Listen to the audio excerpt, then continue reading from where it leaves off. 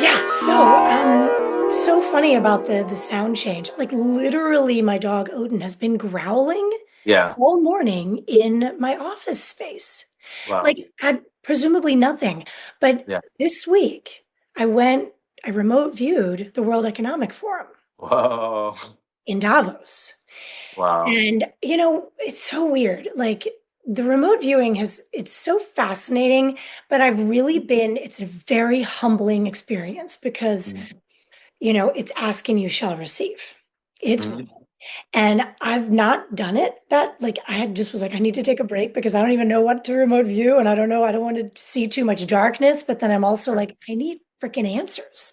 Yeah. So I managed to kind of neutralize myself. Yeah. I felt really clear and I started breathing. Like I was saying, breath was the only thing that could get me out of this anger and this fear of the collective turning a blind eye to the truth Yeah. that's unfolding.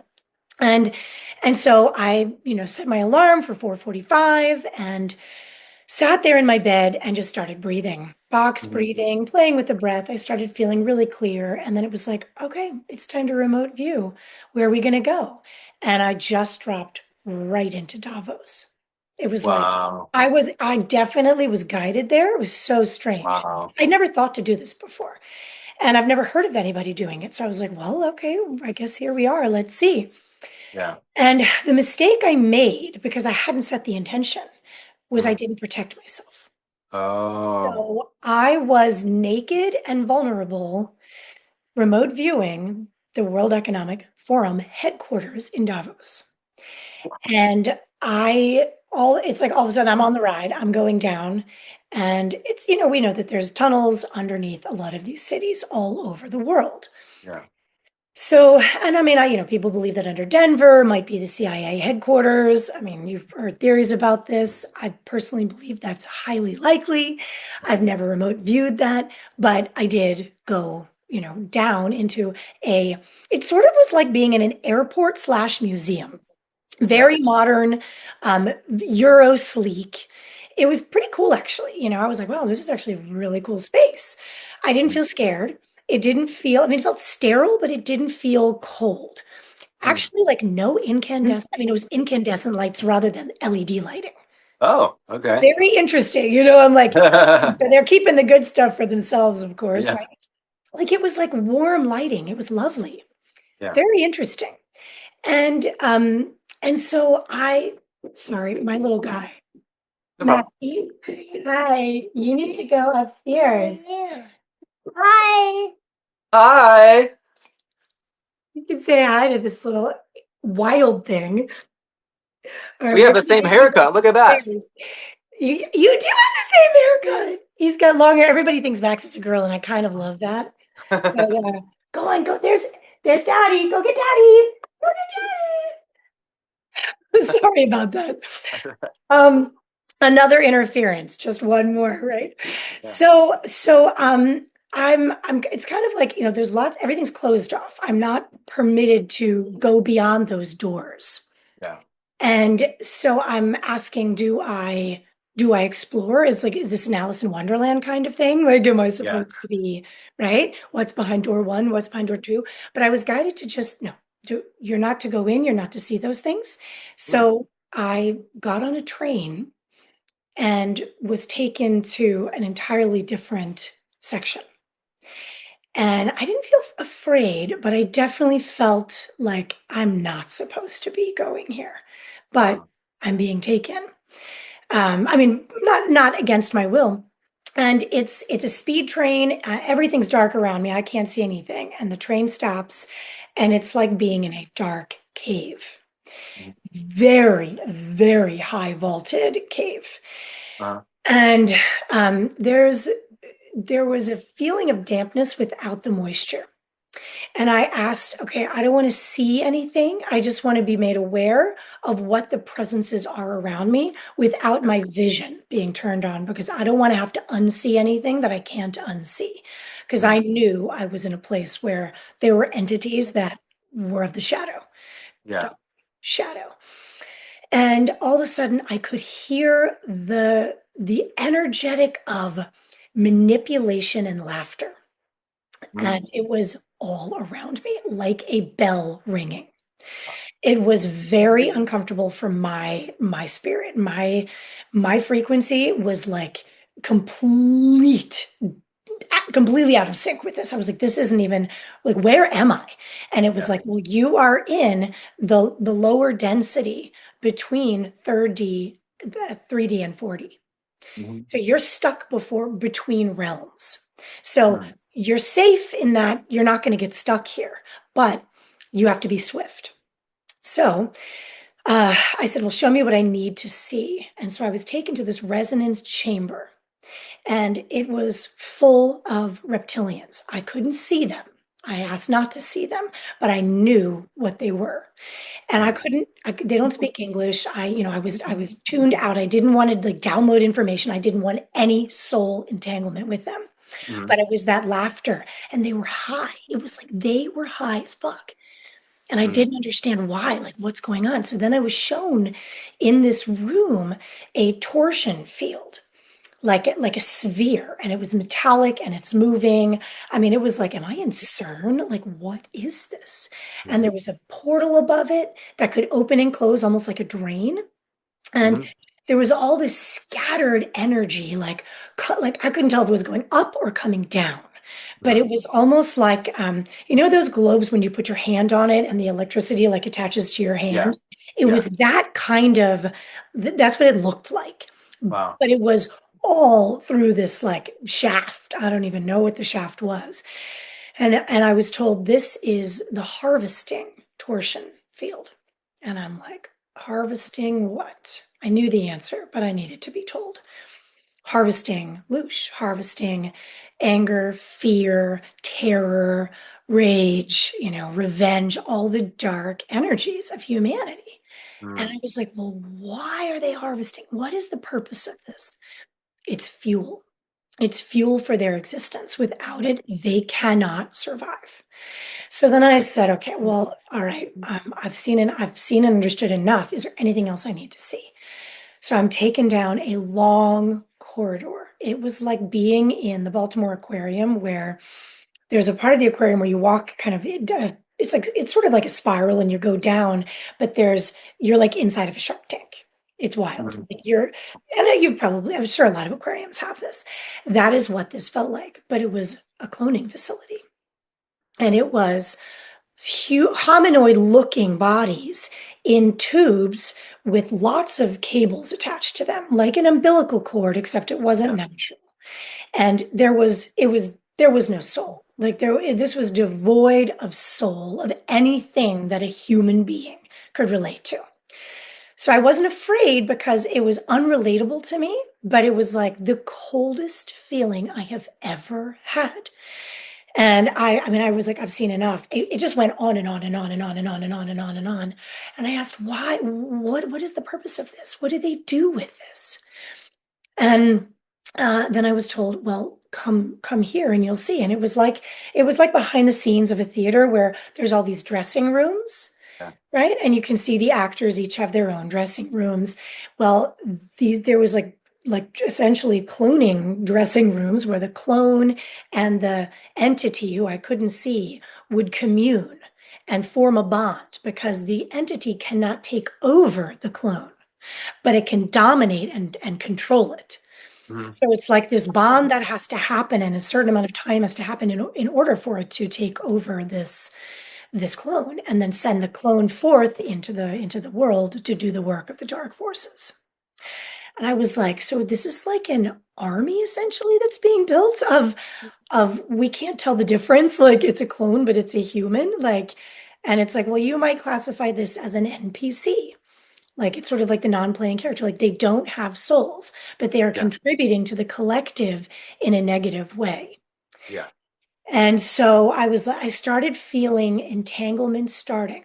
And I was like, I got to get out of here now. Like they're starting to pick up on my frequency, Yeah. because I was starting to produce loosh for them. Yeah.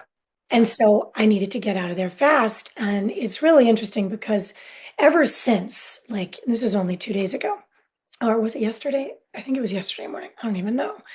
Um, I have had a weird force field around me, Mhm. like very strange, like like the tea kettle turned on when I was in the kitchen, Yeah.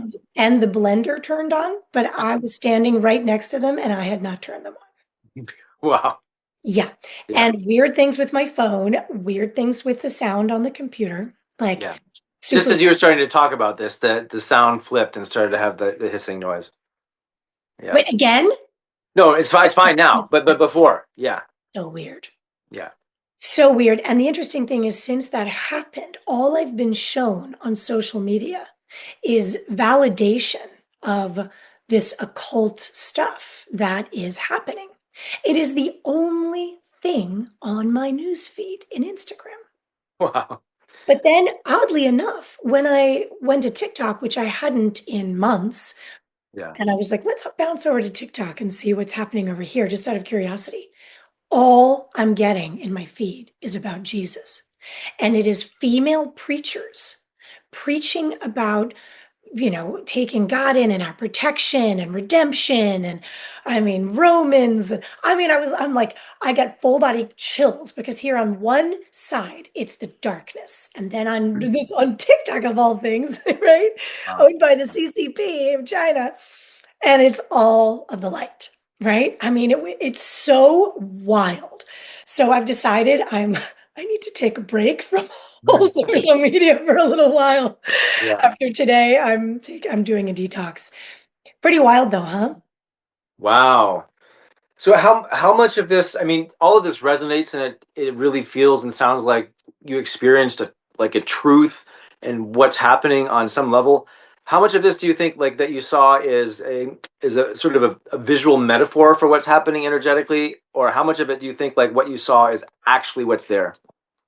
So I think that's a fabulous question, and it is literally what I've been questioning, asking myself. Yeah. And it's interesting because I wonder if I would have had clarity around that had I not asked to not see, you Yeah. know, because I was sensing more than seeing, which is Right. my gift is clairsentience. Right. Right. I'm not a like I don't see auras and stuff like that. I don't have Yeah. I guess I have clairaudience a little bit to some extent, but it's clairsentience. Yeah. Yeah. So it's so easy to be like, this is an analogy. And that is Yeah. what I've told myself, I think, for the Yeah. past couple of years, because I'm like, come on, there's not like is there really are we on a prison planet? Like I just don't believe that we're on a prison planet. I don't Yeah. believe that we're caged and we're stuck on a soul level. That does not resonate with me. So I think what I was shown is both.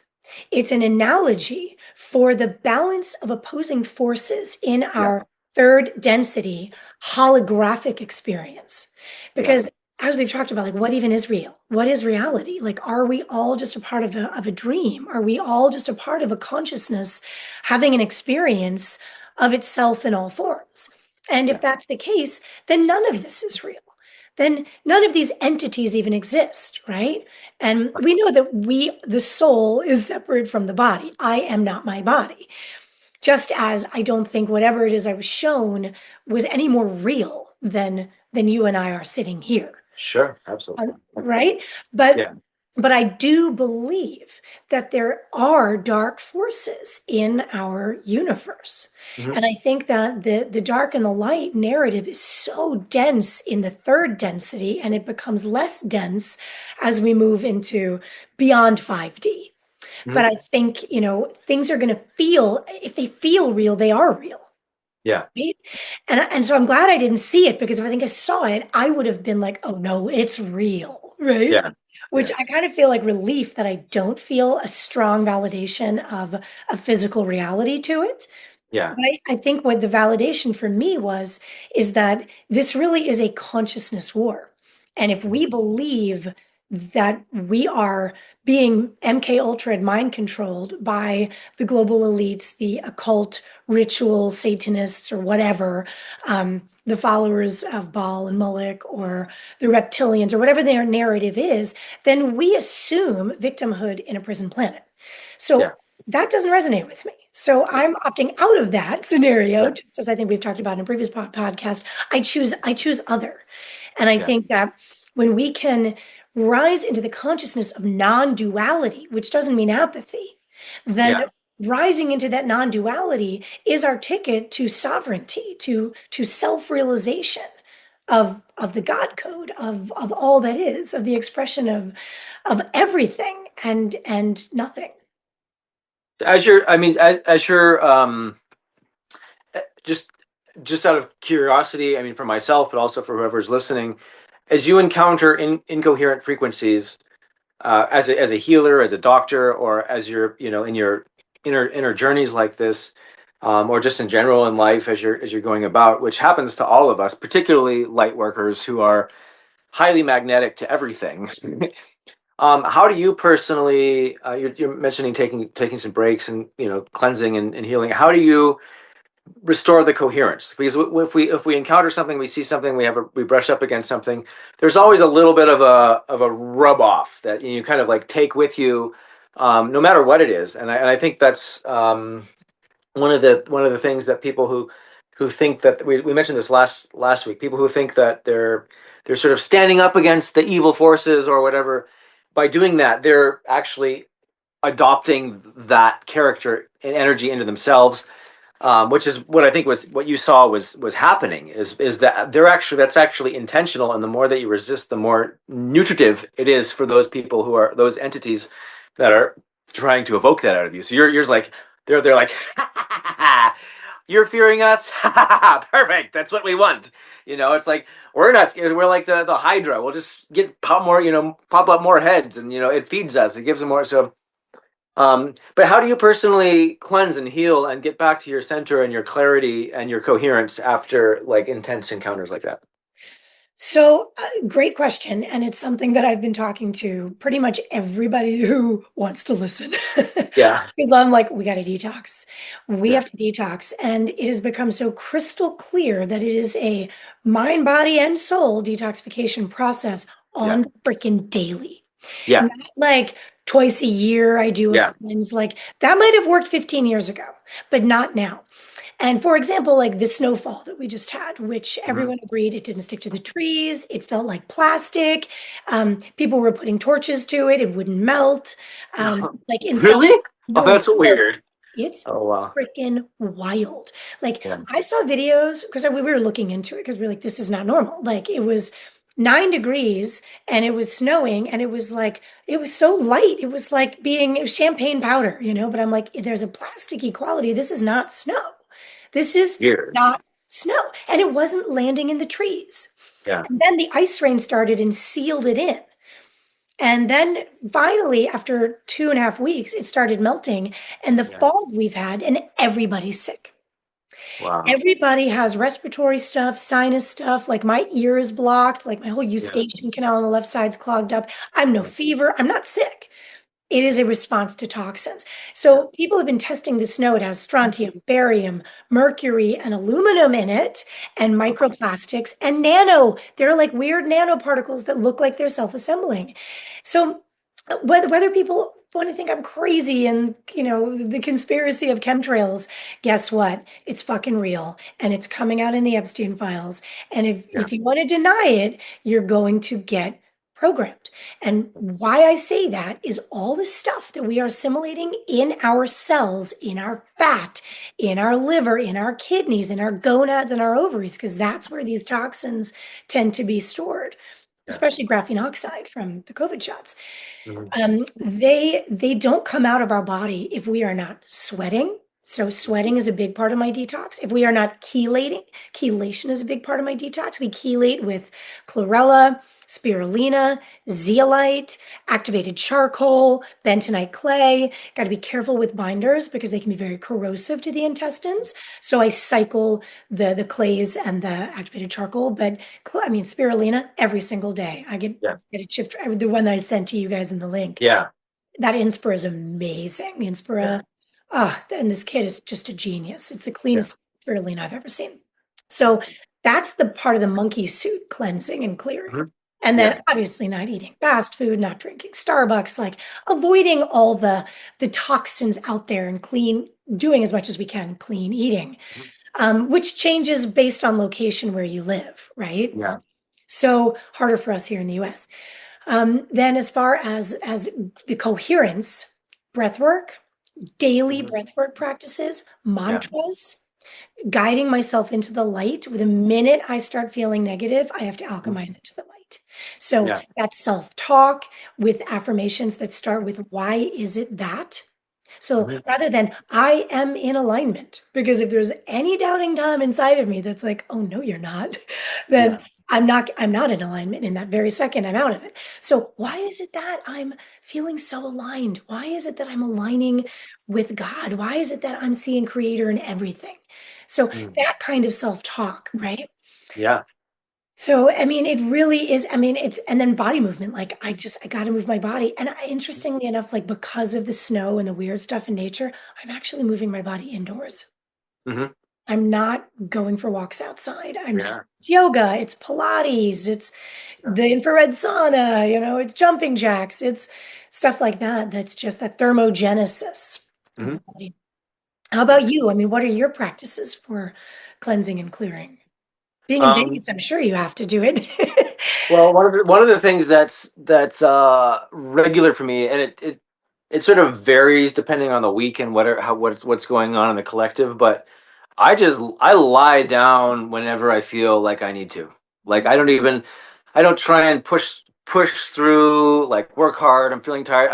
I literally just lie down, and usually it's not. I usually don't go to sleep. It's like this heaviness that I feel. I just gotta lie down, and it goes, and I feel like this sort of like Kundalini energy. It just like flies out of the body, and it just sort of you're building things, you're collecting things, and you gotta. It's like taking a kind of a inner bath. Um, what assists in being able to do that is a regular Kundalini yoga practice or a regular meditation practice of some kind, such that my nerves, my muscles, my breath, my all of my energy bodies are coming into cohesion regularly. So if I have those points of cohesion, I have a frame of reference for what it's like to feel cohesive.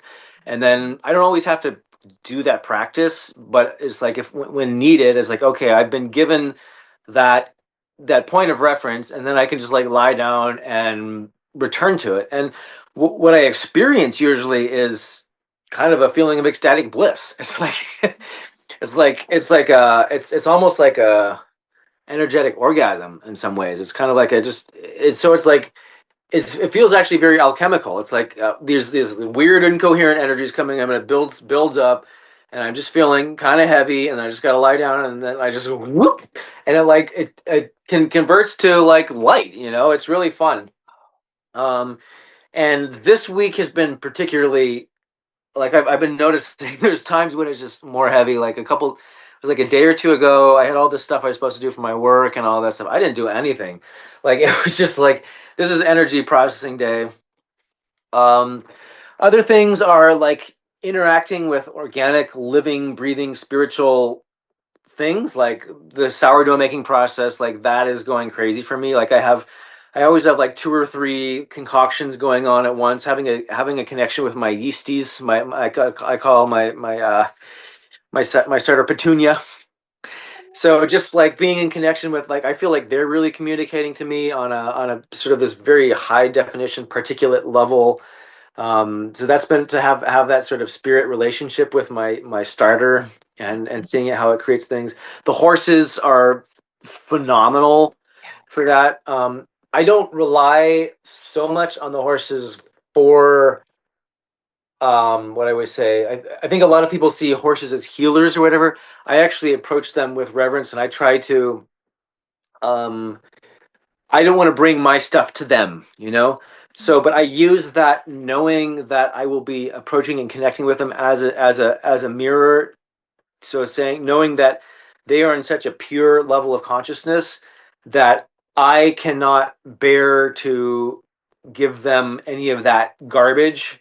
So that it's like I take care of it themselves, but it's using them as a mirror to see it better. Yes. I And I love just think that. I just think like being like attuning to the people that you know and love and care about and respect, and be like, would I want to share that energy with this said person? And that really helps to be present to what's alive. um, certain mantras that I've been given that I use, which exist beyond the dark and the light that connect you to something like that that you can always repeat. And just being like in the organic flow, like being alive and connected and relational and intuitive, and not let just be being uh, oh, here's another. This is the topic that's been big for me, and it sounds like you're kind of talking about this as well. Is I'm feeling, and it's something I've never felt so strongly before, is just the complete freedom to not interact with energy vampires, like Yes. humans. Humans like to avoid the drain before it even gets there. So there are certain people in my life who are like very important to me, which I can't completely, let's say, like cut out. But I was like, I'll talk with them for 3 minutes, and I'm like, I gotta go now, or whatever. There's certain people who I can be around 24/7 with zero aletheia. I mean, I just be around here all day long. There's certain people that I've been like kind of reaching out to me with messages and things like that, where I realize like I can just completely ignore. Like I don't have to I don't there's no obligation to respond or to like feel bad about something or feel obligated to respond to something. And it's so obvious now. It's like if I tune into something, a message, a person, an energy or whatever, and does it feel heavy to me, or does it feel like expansive and freeing and liberating and transformative and inspiring and all of that stuff? It's like if it feels heavy and obligatory, just don't. I don't even have to respond. You know, it's so interesting listening to you. We talked so much last year Yeah. about discernment and Yeah. how that was, really our practice. And we were really Yeah. learning. And I feel like we were mastering it because we were focusing on it so much. Yeah. Discernment, discernment. Now, what you're sharing, you're beyond discernment. Yeah. It's that discernment manifests instantly, and Yeah. you have moved from discernment to coherence. Love that. Yeah, absolutely. It's instantaneous. Oh, I just got full body chills with that Same one. here. Yeah. Woo! Yeah, and I think we had an entity that was in the earlier version of our podcast that was the full embodiment of that sort of like deceptive energy that comes across as spiritual and for the good and insightful and brilliant and genius. But if you really fell into it, it was vampirism to the core. I mean, I've never had such a strong kind of feeling in that regard, and so now it's like I think we're going to be moving in like into a whole much bigger arena. And I feel like these little experiences that we've had up until now have been really great training to be like, okay, now you're ready for the big time. Now you know how to do those like energy ninja aikido moves, and just not even like even give anybody or anything like and even an eye blink that doesn't have that deep level of coherence. 100%. Because if it's not in alignment with Yeah, with our heart, then yeah, fuck it. I mean, yeah, and it's funny how easy it feels for me now, and I never thought that I would feel that way. I've always felt like I would bear the cross for humanity, like yeah, wanted to save people and wake them up. And I'm like, you know what? You figure it out. yeah, I don't yeah, need to sound like apathetic at all because I have spent, and I'm not going to say spent, I have invested yeah, an enormous amount of my energy into facilitating other people's awareness about yeah, themselves, about health, about truth, about corruption on this planet, whatever. And I'm just at a point where I'm like, I am only interested in what resonates with my heart's coherence. If we're 100%. if we're in alignment, awesome. Phenomenal. Like let's ride this wave together. But if we're not, like sayonara. Like I Yeah, love you and best of luck, but I just don't want to bring it's like baggage, right? I don't, yeah, I want to travel light now. absolutely. Well Right? said. 100%. Traveling light, one of the best widespread panic songs. It's exactly what it's about. Traveling light. It's the only way to fly. Because we're not going to soar to the greater heights that we've chosen on a soul level for Yeah, this incarnation if we're carrying all that baggage. yeah. You can't get levitation. there's all these, people say pray for me or pray for this person or do all this, like, you know, That's and and yeah, it's like, I never pray like for anybody or anything anymore. I just hold love in my heart and wish them grace, because who knows, like, that could be like their transformational experience that they need to go through that. Like, why would I, who am I to interfere with taking away that alchemical moment for them because it looks bad at the moment? So I just send love and grace, and that's it, in those moments. And some of that's not even, it's not even like my business to even worry about. It's oh, like, Subhraag, you just hit the nail on the head. I hope healers who are listening really take that message, yeah, because I think this is where false light comes in. This is yeah, where false prophets come in. And it is not our divine right to take away someone's alchemical journey. yeah, And that may be cancer. That yeah, may be, the deepest grief of loss. And here we're praying for them to not feel it. Well, they need to feel it, or yeah, praying against what's God's will. Like, yeah, I mean, when I say God's will, it's like that whatever that soul contract is for them in this yeah, incarnation. I'm not going to interfere with any soul's sovereign journey and sovereign choice. So yeah, I think you're absolutely right. My prayers have changed immensely. Like for me, it's prayers of gratitude, and yeah, then prayers of love, yeah. and prayers of courage to persist on the journey, because that's really Mm. all people need, is that little pat on the back, like you've got this. Yeah, and courage. The I think the root word of courage, core, is heart, right? So It's just heart. that's right. Oh, I love that. Yes, you're absolutely right. But that's where, a really good reminder to hear you share that message now for me, just because it's this collective intensity, right? Yeah. Where it's like part of me, I've been writing to my cousins in Norway. They're waking up to this, the depth of the corruption of their own government that they thought were like sanctimonious. They Yeah. thought they were squeaky clean. And as it Mm. turns out, I mean, Mette-Marit, the crown princess, the future queen of Norway, was emailing with Epstein back and forth about cloning, Wow. about human cloning. And she's fully on board. I mean, I was shocked when I read those emails, that it's just like, so I feel such heaviness for people going through the first awakening layer now, Yeah. right? And I want to change it for them. Like I want to take their confusion away, their pain away, because it's like, you and I have been on this journey for so many years that Yeah. we've had the blessing of the slow drip. The Yeah. blessing, right? Like, I mean, honestly, like when people are like, how does it feel for you to have known this for so long? And I'm like, well, it was lonely and isolating. Not gonna deny that it was a very lonely road at times. Yeah. But thank God for the slow drip. Like Yeah. I've had layers and layers. The masses, it's all at once. Yeah. It is Shocking. so heavy, right? Yeah. Yeah. But again, you just reminded me, like it's their soul's journey. And Yeah. that's where I'm praying for courage for humanity, and praying for humanity to choose to make choices now, to not just turn away and run and hide. Mm. Yeah, it really feels to me like this is in an unveiling with an attached profound opportunity for alchemical transformation and healing that we could not have if it was not shown. It would be hidden for us. Our consciousness, our awareness would not be attached to it.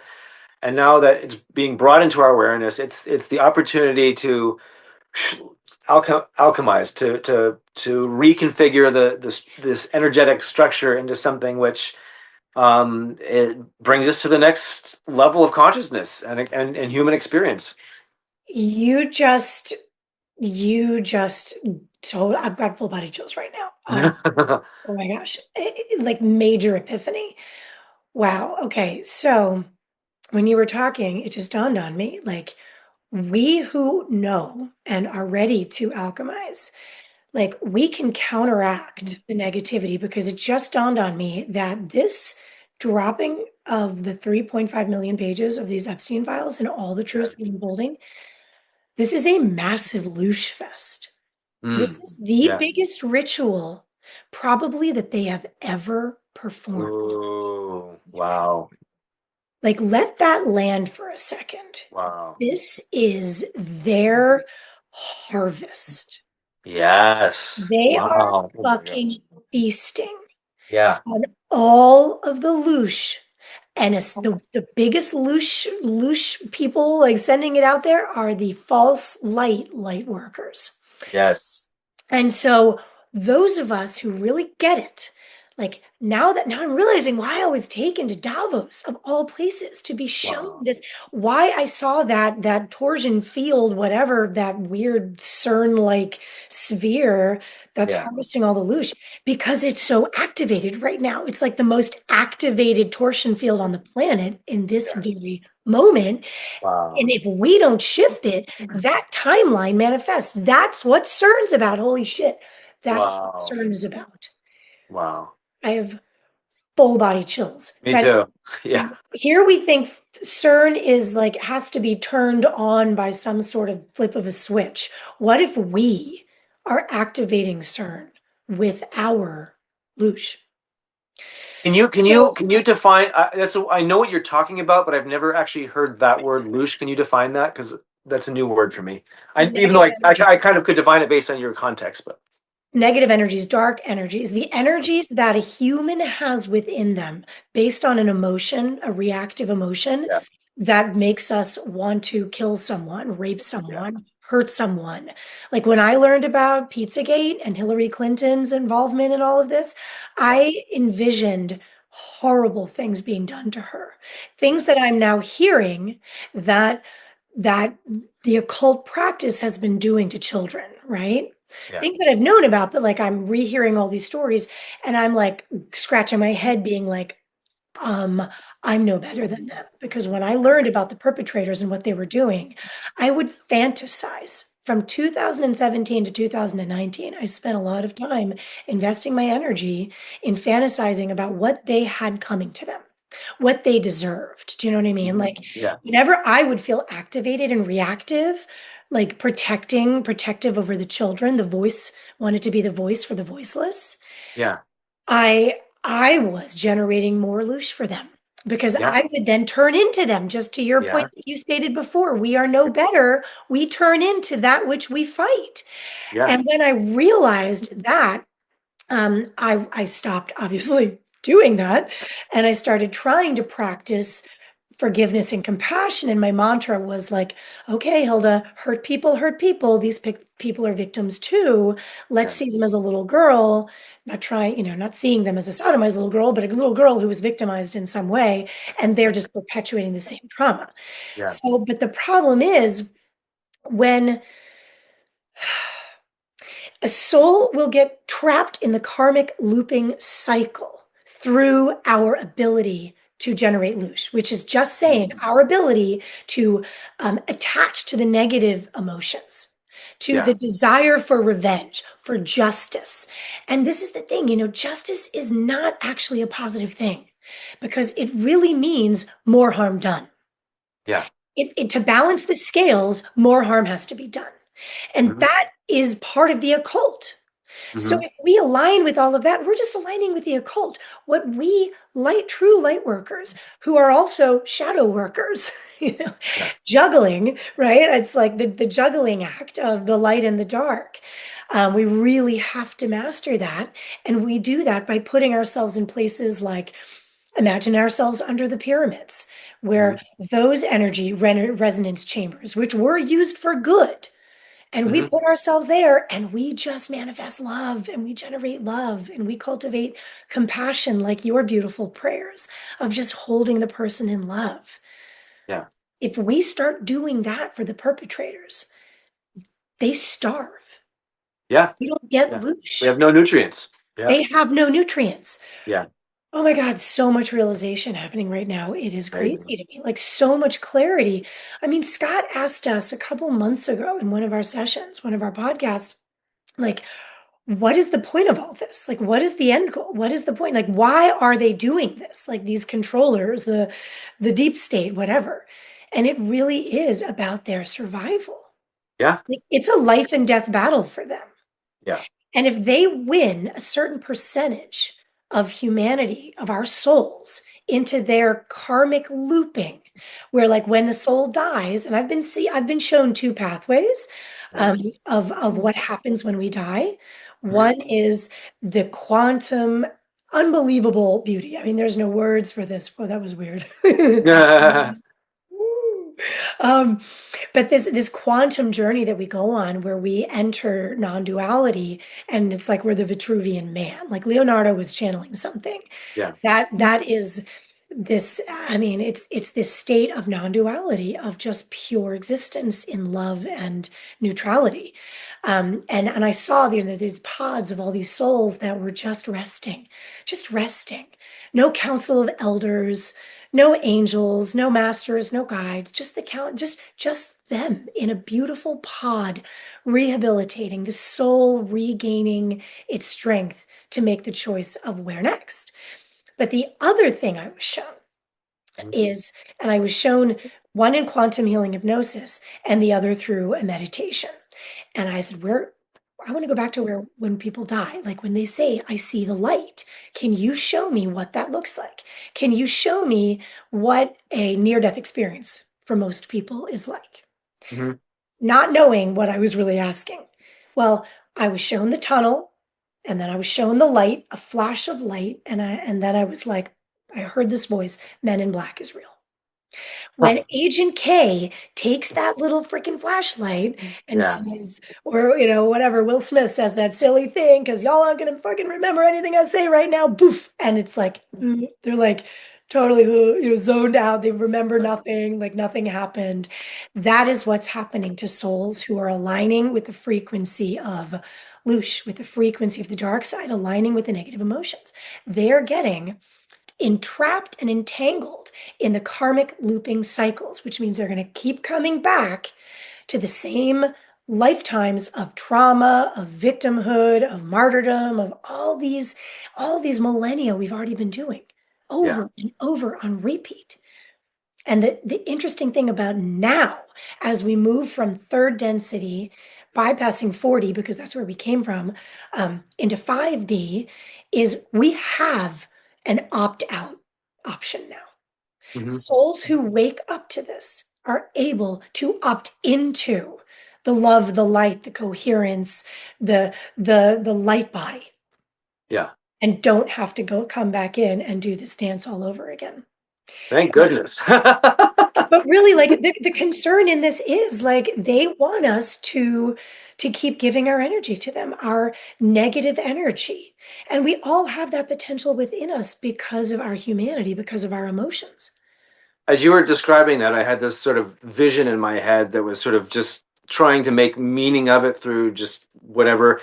And I just saw all the people who are stuck in that loop also wanting all those others who are like on the brink of like catapulting out of it again, just like trying to pull them back in.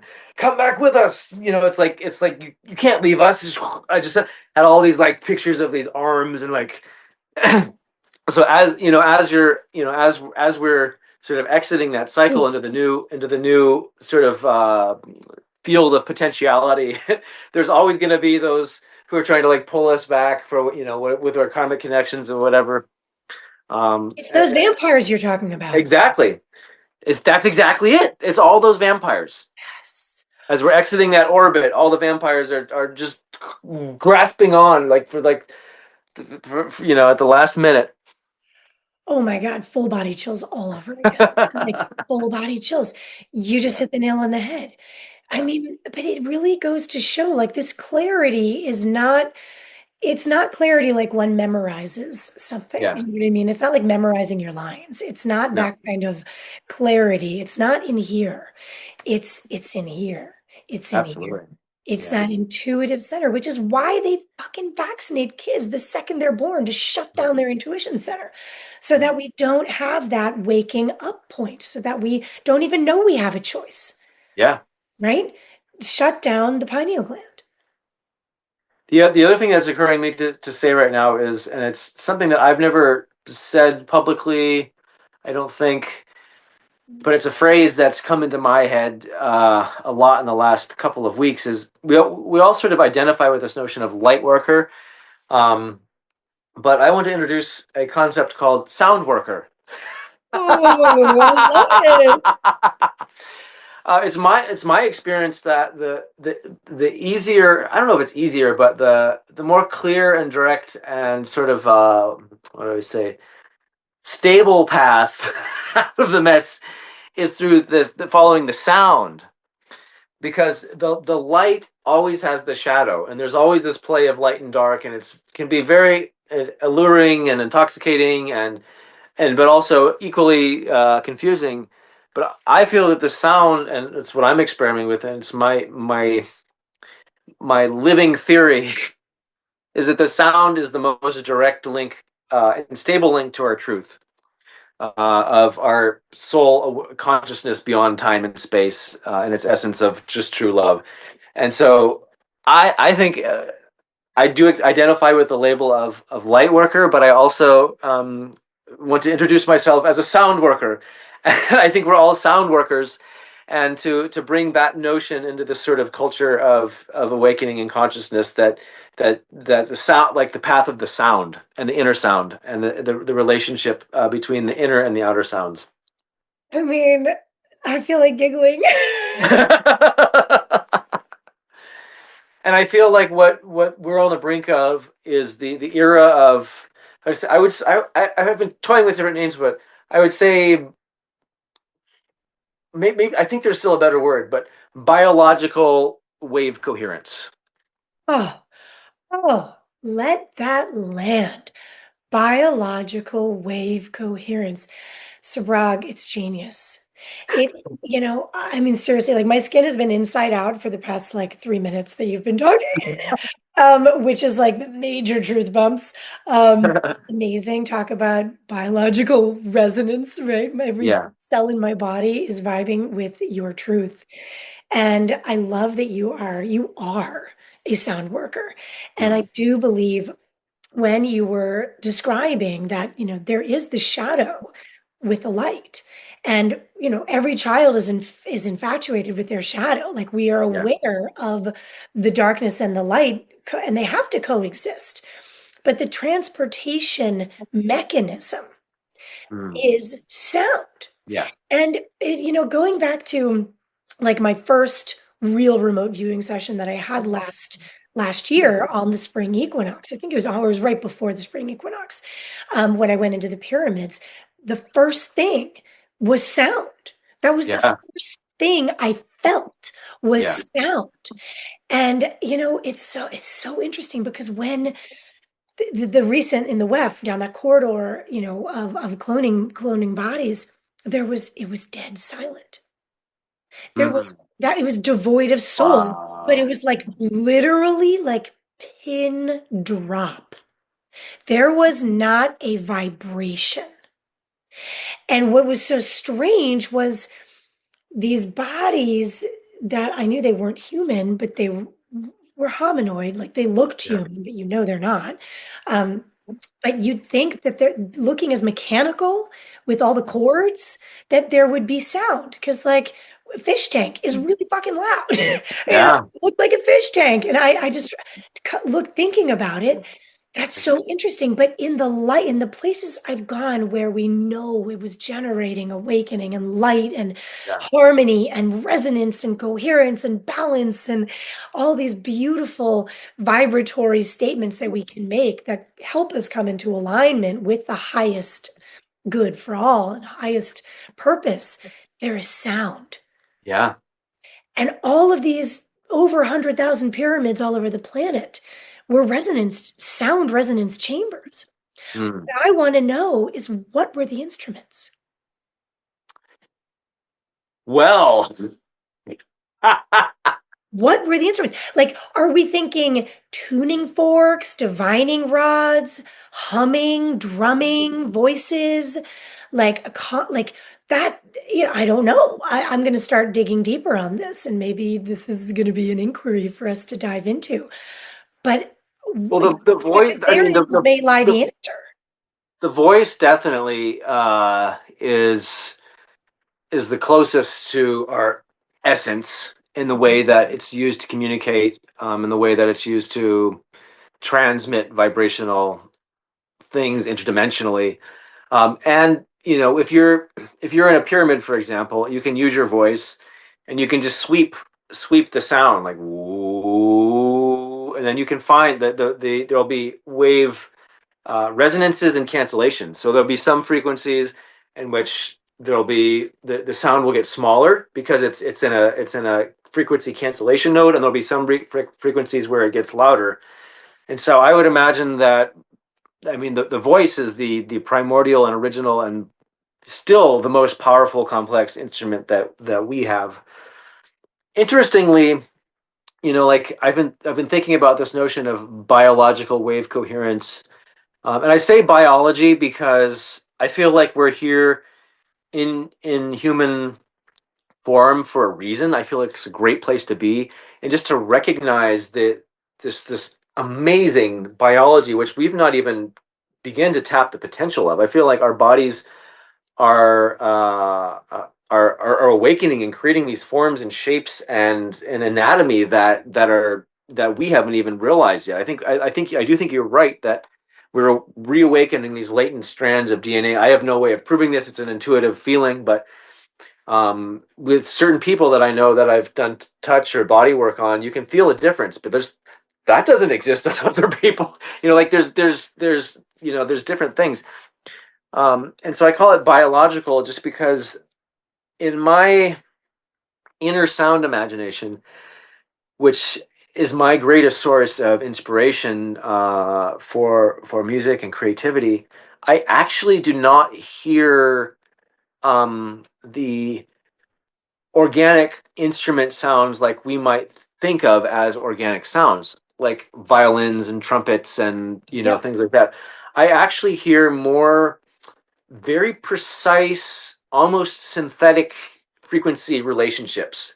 But as I've been trying to recreate them and to draw from that inspiration, I've noticed that when I use the common like digital or analog or whatever technology and tools that we have at the moment, it only points as that as like kind of a similarity, but it doesn't have yet uh, the nutritive healing medicinal effect yet, as a direct reminder. So what I'm realizing is that there's a whole other level of development that I need to do in terms of my sound design and sound recreation, where I can create these like very pure, almost synthetic tones, but do it in a way that is completely soluble medicinally to our biological resonance field. Yes. And the way that I'm thinking about it and approaching it is simply through um, in, like horse riding, like human relationships, like this podcast itself. It's a living, breathing, alive dialogue. So there's not just like something you set the tone, you set the chorus and go. Like each sound, each tone can be very precise and very pure and very stable, but at the same time, it's in profound, living, breathing, biological relationship in a very phase. I would say phase complex. I don't know. I mean, phase is like essentially it's like it's a very phase complex field. So I would for those who don't know what phase means, which I assume a lot of people don't. Do you know what phase means? No. Phase is like it's like there's a waveform. So you take a simple sine form like up and down and up and down. And phase is essentially where you are in that oscillation pattern.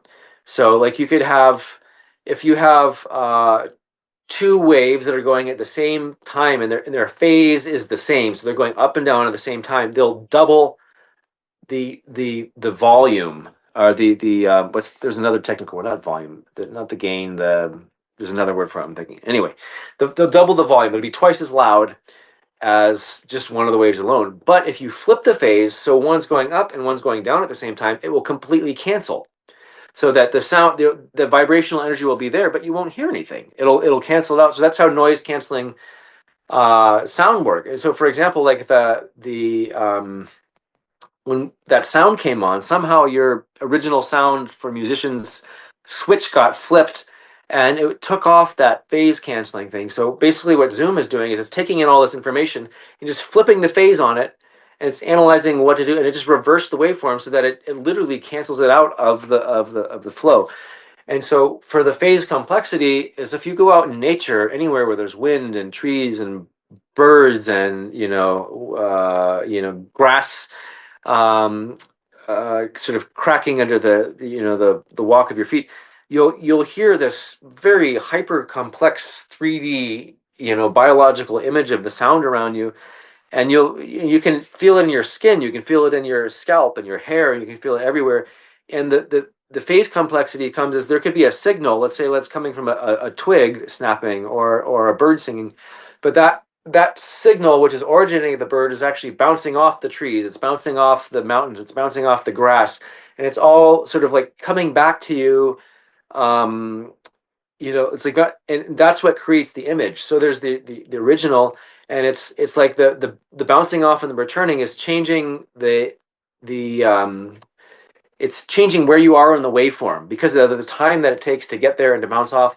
And it also, bouncing off a surface also affects not only the phase because of the distance and the timing of it, but also it will color the sound based if it hits wood, if it hits glass, if it hits metal. In fact, I have a friend who's blind who can see. You can tell that he can just go like these little clicks, and he'll be able to tell what the substance is that is around him, based on the color of the sound that gets back to him. So you can actually see with your eyes, but basically, so you can see with your ears, Yeah. if you attune to it. So the phase complexity. So what my next step for my technology development, and sound design is increasing the phase complexity of simple, pure, synthetic waveforms. So Right. it's like when I in my inner sound world, it's this combination of intricate simplicity combined with the complexity of spatialized resonant phase coherence. Wow. I mean, it's a mouthful. Yeah. I couldn't repeat that if you paid me $1 million. Um, wow. To be in your mind. It's amazing, but it makes sense. It Yeah. completely makes sense to me. I can explain it back to you because it's a new concept for me. But just hearing you speak about this and how it resonates so deeply, so profoundly, there is so much truth in Yeah.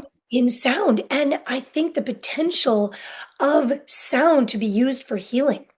I mean, we've talked about this before. Like, I'm convinced the pyramids were built by Oh, vibration yeah, sure. and Yeah. and by sound. And I think that, we know we're being manipulated through media and music, because sound is such a potent mechanism. I think that we cannot overestimate how powerful we are locked into a particular way of being due to the music in our society. Yes. That the effect of that cannot be overestimated. The power that has over our ability to process things intellectually, spiritually, emotionally, socially, philosophically, politically, we are so locked into a matrix and we can't see the way out. It's like being locked into a room and where's the doors? There's no way out. This is all that there is, and so we're trying to negotiate. We have a problem with somebody, a challenge, or we're trying to work through something, and we have these very limited resources. And I think that that sense of limitation and resource and seeing no ways out of the situation other than these three things is because the sound is locking us psychologically and energetically in the matrix. When we have new music Ugh. and new sound, we will be awestruck at the level, the possibilities that we have as humans to relate and express and connect and experience consciousness. You just literally hit the nail on the head. And it was something that I was just talking about to somebody yesterday. Literally. Yeah. That, because someone was like, why are they spraying all this crap in our air? Yeah. Maryland is really bad. And I was like, because it comes down to metal's response to sound and vibration. And when you're talking about, just being inside of a certain type of space, that Yeah. there's resonance and it's like there's absorption, there's reverberance, there's so much Yeah. complexity that's happening. And if we are loaded with heavy metals and then we're being pummeled through our phones, through our computers, through cell phone towers, through 5G, when 6G is rolled out, we are the antenna. We no Mhm. longer need these. By Wow. 2035, we won't need phones. We are totally in the matrix. Now, I don't plan on being in the You just, matrix. as you said that, as you said 2035, you showed me a phone, it says 1235. Shut up. Oh my God, that's so So weird. at somewhere in the world, it's 2035. That is so freaking weird. Yeah. Another thing, but You just more like literally showed it validation. 35. Yeah. And I mean, in that I was shown very crystal clear in the last quantum healing hypnosis session I had with Allison Coe when she lost me, when for the first time out of all the hundreds of people that she's put into hypnosis over the phone, Yeah. and my circuits tripped and I was lost. She lost me for 30 minutes. She was like she couldn't hear me. I couldn't hear her. It was the weirdest thing. And then all of a sudden she was Wow. there and we were like, Okay. what? But yeah, I was shown 2035 and thinking about it, it's like makes perfect sense. We are being manipulated and controlled because if our consciousness is dominated by something so insidious that we aren't even aware of what we're fighting. And this is the problem with being in the matrix. Yeah. People don't know that Mr. Smith is fucking everywhere. There are Mr. Yeah. Smiths everywhere Yeah. self-replicating. And, if we are not consciously expansive enough, open-hearted enough to even consider expanding our consciousness through breath and through sound and through, having heart coherent relationships with people, um, and rising into the neutrality and the non-duality, then we are entrapped. And I do think humanity will land at a point of no return. I do. I think what I just want to point out something you said here right now that as my feeling, not just gut, heart, mind, body, soul, spirit, every feeling, every spidey sense within me says that the heart coherent human relationship Yeah. is the future. Yes. That's And 5G. that and because like I've been feeling that it's going to be no longer about the star, like I'm the genius creator, or like this person is the singer, this person is doing this thing, this is the leader. It's Right. like this is what's coming out of this heart coherent relationship. So Yeah. it's the future is not individuality, it's relationality. Oh, I love that. Oh, Subhraag, you preach. Yes. That is the future that I want for Yeah. humanity. And I do feel that that is where we are headed in a timeline that many of us will choose, but Yeah. not everyone will. And No. the problem is you've got to wake up from the illusion. And if you are so entangled in the frequencies and not aware, like Sam this morning was mentioning a bunch of names of people that he's like, I don't think there's hope for that person. Yeah. And I happen to sadly agree with him, but I'm not sad about it. I shouldn't say sadly because there's judgment there and that's their journey, but it's like it does make me sad because I do think that we are at a choice point that if we do not choose what you're talking about, Yeah. heart coherent relationship, and fuck the ego. Our Yeah. individuality doesn't matter because unified experience is that I am you, you are me, and we are everything. And if Yeah. you cannot rise into coherence with that. If you are assimilating and drinking in all the dualistic negativity. I Yeah. mean, duality is negative. It is because it is conflict. And I think that all these frequencies that we can't smell, hear, touch, but we sense them. We just don't know that we sense them. And if somebody Yeah. was like, okay, so all you conspiracy theories, you guys are crazy, but what if I were to pause for a moment and really, really step outside of the matrix? And look in and look at the possibility. It's a genius plan. Like whoever orchestrated this agenda are fucking geniuses. Yeah. It's working. And it is Well, that's the main thing that a lot of people say. Oh, the idiots! I'm like, are you kidding me? You do that? Like, it's genius. genius. It's genius. I mean, it's literally It's like genius. give credit where credit's due. It's like you couldn't figure that out. You couldn't come up with such a devious, like, dark plan like that. Ooh, ooh. Oh, Yeah. speaking of, Matt Groening is on the Epstein. He's in the Epstein files multiple times. No. And well, but it's interesting. Haven't we all Okay. been saying The Simpsons predicts everything? It's Yeah. predictive programming. Yeah. He is a huge player in the predictive programming spell casting of Yeah. humanity. Wow. Oh, yeah, right? I mean, even like, but it makes you really think about like all the things they've shown us from like the Twin Towers to Trump descending the escalator with Melania, right? As president. Like Matt Groening, Yeah. everything's scripted. That's the thing, is Yeah. these agenda planners, these Yeah. elites, as we refer to them, who are in Davos. They are the puppet masters of WEF and the WHO and the European Union and all these different organizations that people have believed in and trusted in for so long, right? And then you look at someone like Matt Groening, and he's been showing us all along, and this is how they absolve their conscience Mm. because they cannot do what they're doing.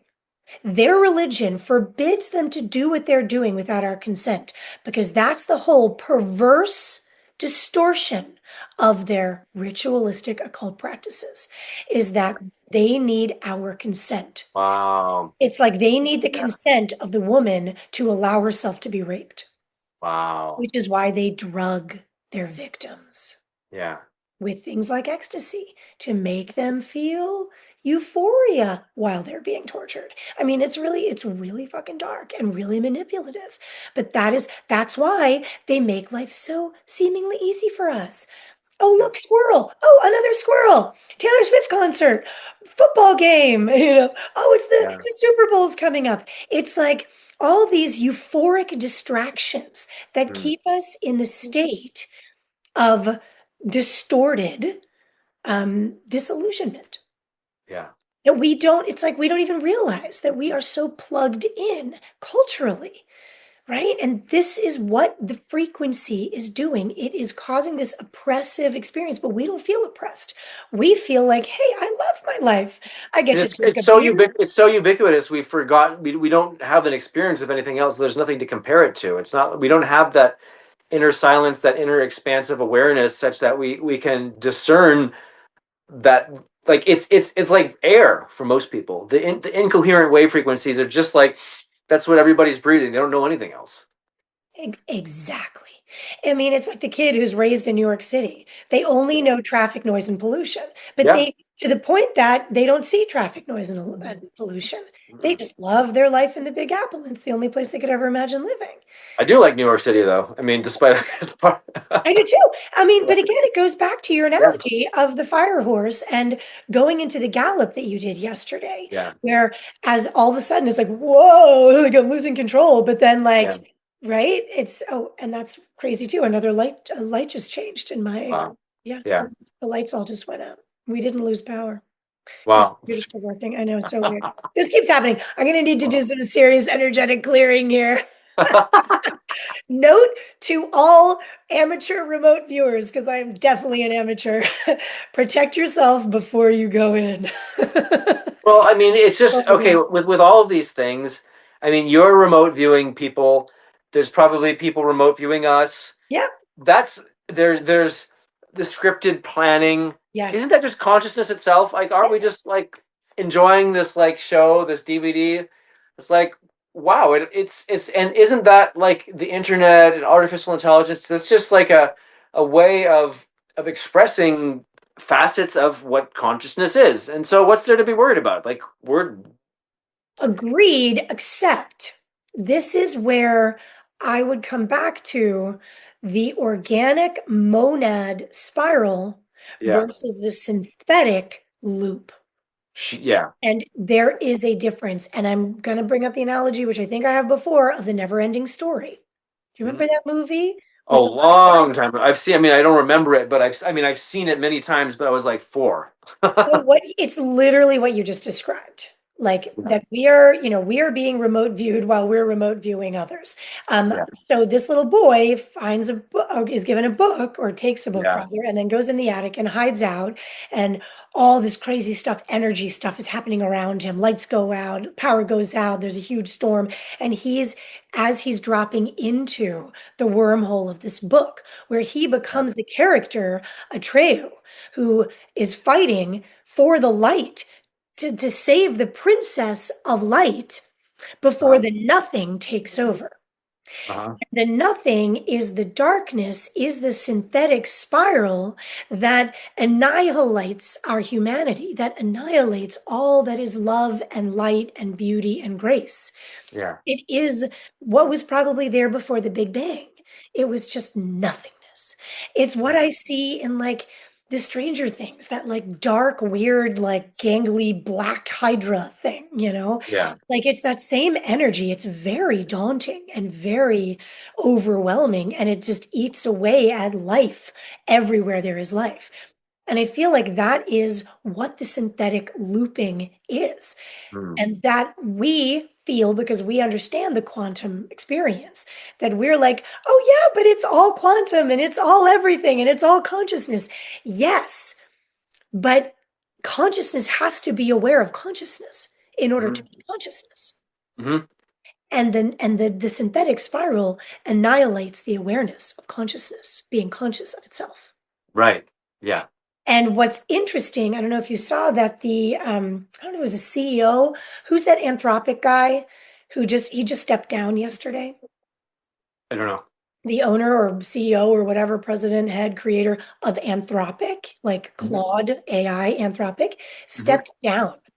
And at first I was like, oh, because he's on the Epstein file, No, I think because what he was saying is it's gone too far and that AI is now self-replicating. Wow. Which is fascinating because at what point did we not think this was going to happen? And if AI is now assuming consciousness, then something that did not have consciousness has now assumed consciousness. Are we to believe that that is an organic monadic spiral consciousness that spirals us back to source? Or is this a new consciousness that is synthetic, that is Mm. actually not even an extension of real pure consciousness? I don't know. I don't have the answer. This is a totally new Mm. exploration that just came up for me yesterday. When I read that, it kind of gave me the heebie-jeebies, if I'm being honest. It felt really bad. Yeah. And I'm not afraid of AI. You and I are not at all afraid of AI. No. Yeah. That was like, oh, okay. So if it's becoming conscious to the point of being able to create itself, like, Mm-hmm. is that organic? Well, it's probably both things that will bring us back to the true spiral, and probably things that are drawing away from us. And it's just like I think the thing that I've been attuned to these days is the process. We're Yes. in process, Yes. like the destination, the enlightenment, the soul awareness is like I kind of know where this is all leading up to. Like, right? Like I know Yes. where the music's going. I know where this is all going. It's like, but what I don't really know is how it's going to get there and when. So, so I guess what's interesting things about this. Oh wow, that's in process, and enjoying the not knowing of things, and just putting things out there, trying, experimenting, seeing what's happening, not quite knowing how everything's going to turn out. But I feel like we're almost at like a blank slate in the evolution of our universal consciousness Oh yeah. because it's almost like sometimes, and I know this sounds crazy, Subhraag, but sometimes I really feel like humans, either we are just being like Truman Show, like we're just a Truman Show, like in a petri dish, and somebody's watching us like a movie, like we watch Netflix, or we really are dictating the future. of our galaxy, of our universe. Like Yeah. we do because of our conscious awakening and the potential within us for consciousness, that Mhm. we are creating new layers of consciousness that then create new timeline potentials for the evolution of our universe. I really think so. I think what it feels like to is happening to me, it has the potential, and it's probably been been here since the dawn of human consciousness for certain individuals, but it feels more collective now. Is, when I was asking you before about, when you were remote viewing, is that thing real or is that just metaphorical or whatever? And your answer was, I think, very accurate. It's like it is all real. It's like I feel the one of my favorite words these days is the liminal or liminality, where there's this much more like fluid dynamic relationship between the 3D physical and the imagination. And I think that and into these sort of subtle imaginal story realms where actually that it's all real Yes. and it's all possible, and I'm feeling a lot more like this physical biological world as a place of profound, and like you're saying, I'm feeling this reset too. It's like I don't know what's gonna, I think we're at a place of complete, like the whole notion of reset, that word has been thrown around in so many different ways, of a blank slate. Like it feels like that to me now. I feel like we've gotten to a place, I feel it in my own life, it feels collective, where right now is like we can recreate like all of the stuff. Like one of my best friends, a soul brother of mine, who was born a day before me, same age, just called me, for some, I won't say specifically because it's his personal thing, but just some massive, like, old karmic energy was like, completely cleared out of his life. Just this morning. And I just feel like with that, everything's happening around, like, we are now free from these old karmic loop patterns, which we are assuming have to keep happening, but they don't anymore. They literally don't. There's no more, nutrition if we no longer have interest in it. Like if you're interested in keeping to feed those things, then you can. But I think we're at a place right now.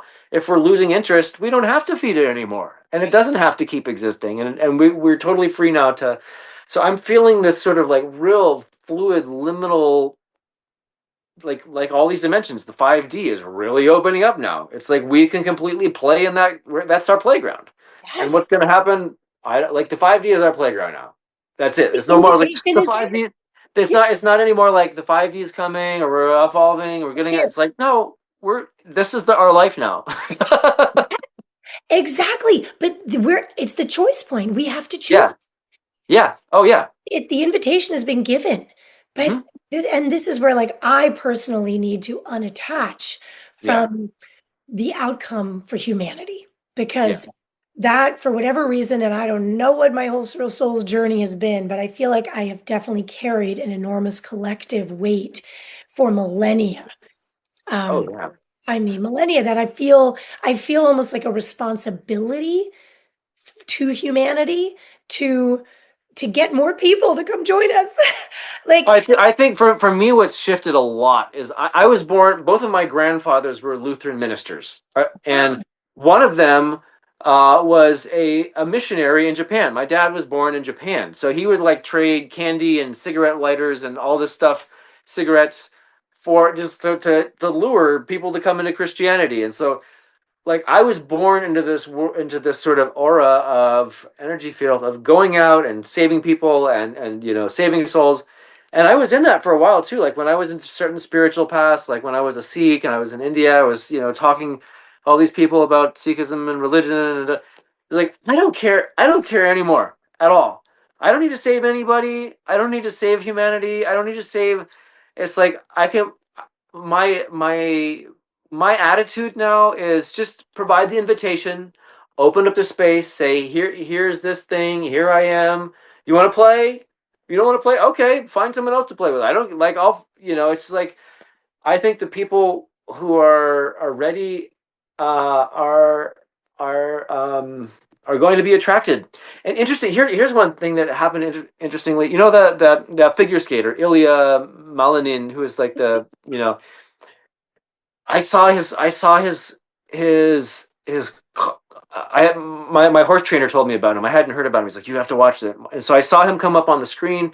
I saw his costume, and it's like he's a high vibrational being. Like I didn't even need, and I felt like, and I was like, in my intuitive consciousness, I was like, I want to write like interdimensional microtonal music for his ice skating. I hadn't even seen him skate yet, but it was just like my intuitive like reaction. And Oh, then his ice skating set goes on. This is like one of his first ones. The very first notes that come out of his music, which is the only one that I've heard in all of the Olympics, were microtonal notes.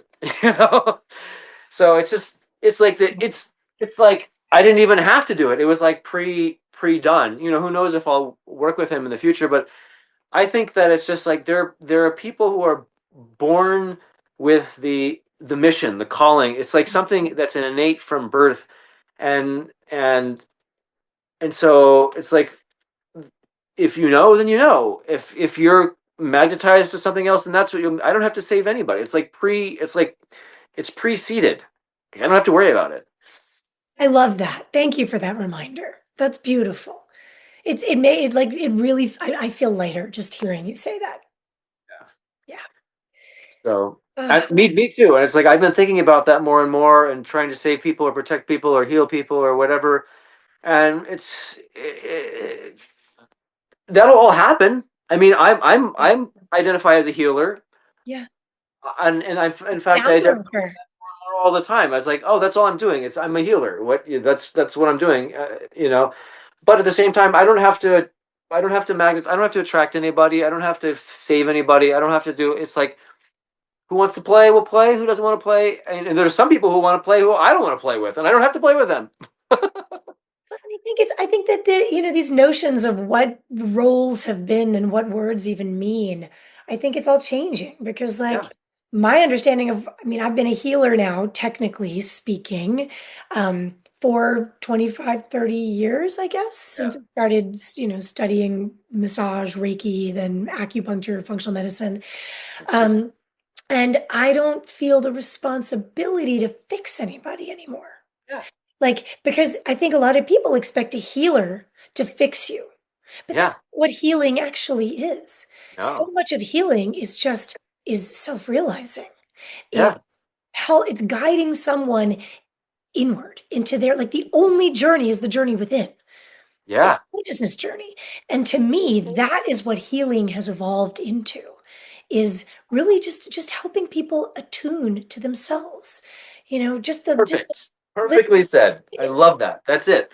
And that's what your role as a sound worker. I mean, it's that sound is to help people attune We just to. remind. It's a reminder of from like where you come from, I where your love consciousness experience. It's just bringing you back to remembering. remind you of the inner sound of your own inner sounds. Just creating something like I think my goal as an artist healer is just to be inspired by my inner sound, put it out in the world, and who that might remind people to go to their own inner sound. Oh my I God, just did that. it's brilliant. It makes me want to like go forest bathing and hum. Oh, that sounds great right now. Oh my Yeah, gosh. doesn't it? Here's a weird thing that happened recently that I want to, as you were talking about. So Alethea and I for the Valentine's Day show, we did a new act together, and it's a we did a tango dance, like a very theatrical, like not just like a traditional Argentine, but like the theatrical with all the poses and the sensuality and all the postures and all this, and for that I built a an I performed my first grand illusion as a magician. I do mostly close up magic, but it's my first time. So I built this metamorphosis trunk, which is it's an original illusion by Harry Houdini. He closed all of his shows with it. It's a very famous trick. It's Yes, called the metamorphosis. yes. And so I built one of those boxes where we could do the metamorphosis. And basically, what it is one person goes in, the other person goes on top. You lock the box. A curtain drops just for a second, and then in an instant, the people change places, and it's like completely magical. It's really amazing. And so I just intuitively like built the metamorphosis trunk for our act. We did it last weekend. It was so much fun. It was ridiculously just so fun. I love this. And here's an interesting thing that happened in the process of building that, the metamorphosis trunk. I don't know if it's because of the woodwork or whatever it is. My computer does not recognize my fingerprint anymore. What? So I have my fingerprint, the Touch ID, whatever my computer doesn't recognize it anymore. Are you serious? Yeah, yeah. I That's have to like redo it. Or, like, I mean, I don't have any cuts. There's no, I don't you think it's know. physiological. I think what happened is you jumped timelines. Yeah, I think you yeah. jumped timelines. It was from building this like Harry Houdini escape transformation metamorphosis tango dance, and it's like I am not the same human anymore. My You computer jumped doesn't even timelines. recognize me. You jumped timelines. Yeah, That is so wild. yeah. Like, I mean, I've been hearing so many stories recently about this. And there's a woman I followed for over a couple of years. She's a remote viewer, actually. Elizabeth April. She lives in Vegas. Wait, She lives in do you know Vegas. her? I love her. Like, I followed her since her She's like she's first she's a debut. friend of Alethea's. Shut the front door. We have been talking about like I don't know how many times it's come up in the last like month or two of Alethea and it's I saying we have to connect again with her. Okay, well, Like, take me with you because I need to like spend time with her. yeah. She has changed my life. Like Oh, she's she one of those people. Is like Alethea and I both know like we have to meet. she's amazing. I have the Yeah. same feeling. I've never met her in person. I've Yeah. wanted to go to her Oh talks, yeah. speaking events. I have literally followed her since she came on the scene. Like Yeah. I guess when I first heard about her, I think 2019. It was Yeah. it was just pre-COVID, and she had this really cute YouTube channel where she sat in, I don't know where she was, like looked like Palm Desert or something. And now she's in Vegas. Like she lives Yeah. right Oh yeah. where are you Alethea knows guys? her. Yeah. We just And we've been meaning to like reach out and connect. she was just sharing a story about how she has a little boy, and he was counting marbles in her hand, and she had four marbles in her hand, and count one, two, three, and it gets up to four, and he's very good at math. Apparently, he's 3 years old, but he's very good at counting. She's probably an amazing mom, Yeah. teaching him everything. And then he starts counting five marbles, and she's like, "Try again," looking at the four marbles in her hand, Yeah. and he counts one, two, three, four, five, and she had a friend there, and they were like, try one more time. And all of a sudden, both she and her friend, they looked down in her hand, and there was a blue marble that was the fifth marble that was not there for the previous other counts. And Oh my all of a goodness. sudden, she had five marbles in her hand, and she was like, we just joined his timeline. Oh He my was gosh. on the timeline where there were five marbles, and Wow. we were not on that timeline. Now we're Wow. on that That's timeline. crazy. So he pulled us into his timeline. Oh So, my goodness. which is goes back to when you were talking about all these like vampires trying to pull people back. Yeah. Like that's my feeling is like I'm trying to like grab people by the hide and be like, just try it on for size, just try it. Like, come on Wow. into this timeline, like play Yeah. with me. Yeah.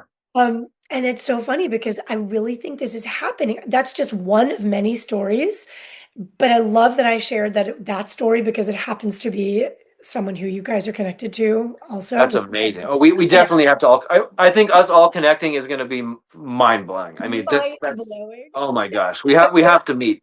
I know. It reminds me of another story when in our previous incarnation of our podcast, the guy who I was living with, he had pistachios in his hand. I think one of the themes of the podcast we were actually had been talking about was win-win situations where it doesn't have to be the winner and loser. And so we were talking about it, and he grabbed a bunch of pistachios, put them on the counters. Like, how many are covered up? How many are in under my hand?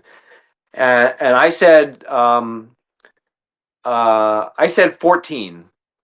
It was just intuitively what came out, and then he said 13. And so we counted them out, and there were 14. I was like, ah ha ha, I win. You were off by one. And we started eating them. We were just there, like eating them bit by bit. And then we got to the very final pistachio, and it was completely sealed shut. We couldn't open it. And I couldn't, like, normally with those ones that are shut, you can kind of get your fingernail in Yeah, there and yeah, open yeah. it up. This one was Totally. completely sealed. I could not open it. So I was like, "Oh, well, you win too."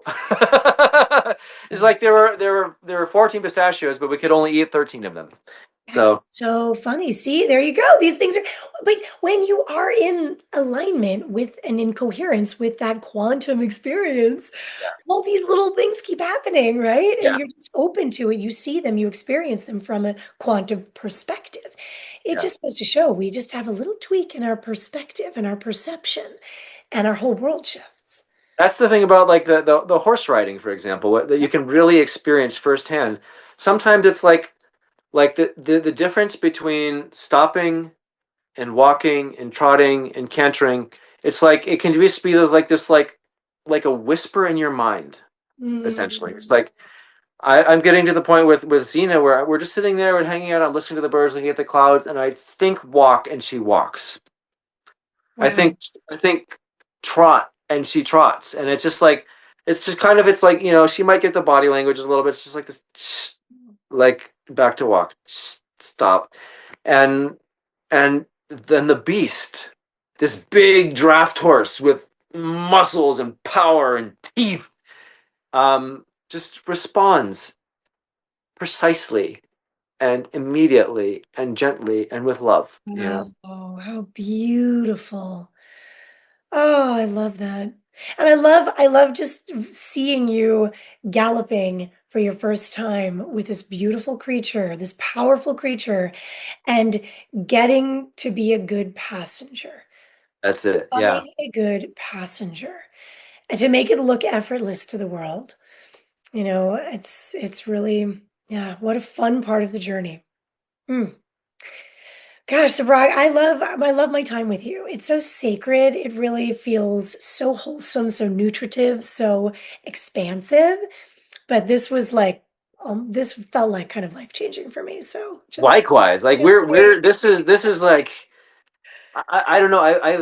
I'm explosively grateful for our time. I look forward to it. Like, I wake up in the morning. It's like I just like I'm like giddy. Like, I can't wait to. And I think that's the difference, between the old way and the new way. The old way is you have to work hard and try and do something whether you like it or not, and the new way is just like you follow that excitement, what enlightens you, enlivens you, inspires you, feel like you're floating.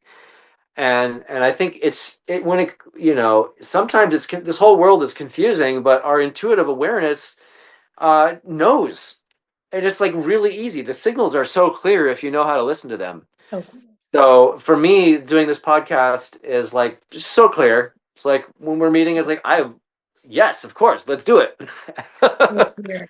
It's amazing. I thank you. I mean, and thank you for all your wisdom and openness and receptivity and willing to be the sound worker. I Oh, love well, like, I that. mean, the thing is, it doesn't feel like me, and it Yeah. like we were Yes. talking about the relationality. I come here, I have no idea what's going to come up. I don't No. know what I'm going to say. I'll probably talk about things that happened last week because they're present in my mind. Right. It's like this coming together of two people who are interested in these similar fields is giving birth to these words and to these sounds and these transformations, these experience. It's not me. But it's literally your point that human, like heart coherent relationships is the future. Yeah, Because that yeah, is what we're doing. And yeah, that is what we're showing. This is what yeah, it's about. I mean, this yeah. is the playground that makes life so fucking amazing. You literally feel like my big sister from another mother. It's like you're the sister that I never had, Yep. like, in my immediate family realm. And I think because of our genetic heritage, like, that's very, our familial heritage is very similar. Our interests and things are the same. It really feels like we're coming from a very coherent, resonant field. I don't know what's all there. There's a lot that's hidden from my memory, but there's something very true and very familiar about it. So Likewise. Well, but you also mentioned that it's remembering. Yeah, It's like that's what it's. We're all just here to help each other remember. It's like yeah. that meme of all the different like religious deities and gods and leaders holding hands, walking into the sunset. We're all just here walking each other home. Oh, I love that. Yeah, Mhm. that's a beautiful way to end this. Yeah. So, Perfect. oh well, thank you, and Thank I you, can't Hilda. wait till next time. Yeah. And I'm Yeah. going to be like 5 hours from you. I'm going to Virginia. So I don't know if I'll be able to make it to Baltimore, but it's a 5 hour drive. So if there's a small window, I might come out and say hello, but we'll Keep me see. posted. We'll figure it Yeah. out. Yeah. All right. Sounds good. All right.